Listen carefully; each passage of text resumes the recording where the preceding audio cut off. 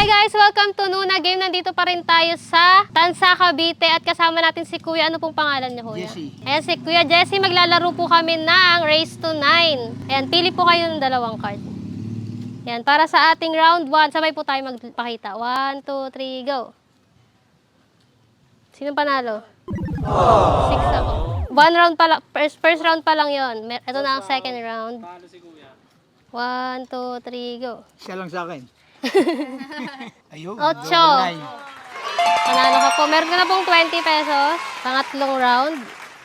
Game. 1, 2, 3, go. 9. 8. Yan. Nakadalawa na siya. So, sa ating fourth round.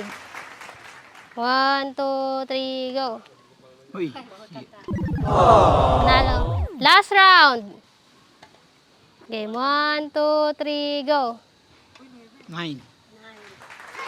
Panalo si Kuya. 3 points. Meron siyang 60 pesos. Meron nga, totoo ba to? Totoo po yan. May gusto kayong i-shout out. Batiin, ganon. Yung pamilya ko sa Valenzuela.